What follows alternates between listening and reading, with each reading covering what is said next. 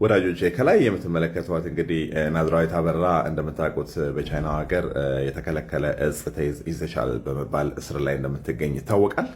እና አሁን ደግሞ ታማኝ የሆኑ ምንጮች እንደነገሩኝ በቅርቡ የሞት ፍርዱ ሊፈጸምባት እንደሆነ ሰምቻለሁ። ከምር አዝኛለሁ።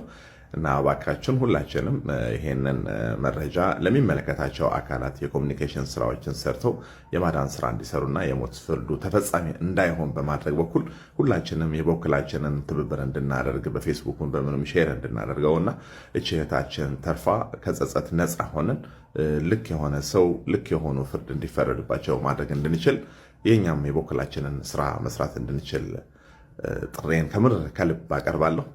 ወዳጃቸዋለሁ። እህታችን ተርፋ አገሯ መጣ ደስታዋን የምትገልጽበት ቀን ይኖር ዘንድ እኛም አሻራችንን እናሳርፍ መልእክቴ ነው።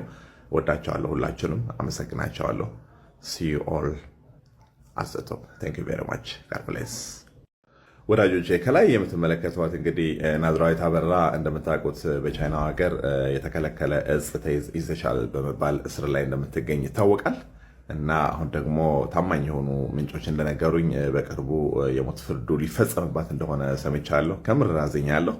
እና እባካችን ሁላችንም ይሄንን መረጃ ለሚመለከታቸው አካላት የኮሙኒኬሽን ስራዎችን ሰርተው የማዳን ስራ እንዲሰሩና የሞት ፍርዱ ተፈጻሚ እንዳይሆን በማድረግ በኩል ሁላችንም የበኩላችንን ትብብር እንድናደርግ በፌስቡክን በምንም ሼር እንድናደርገውና እህታችን ተርፋ ከጸጸት ነፃ ሆነን ልክ የሆነ ሰው ልክ የሆኑ ፍርድ እንዲፈረድባቸው ማድረግ እንድንችል የኛም የበኩላችንን ስራ መስራት እንድንችል ጥሬን ከምር ከልብ አቀርባለሁ።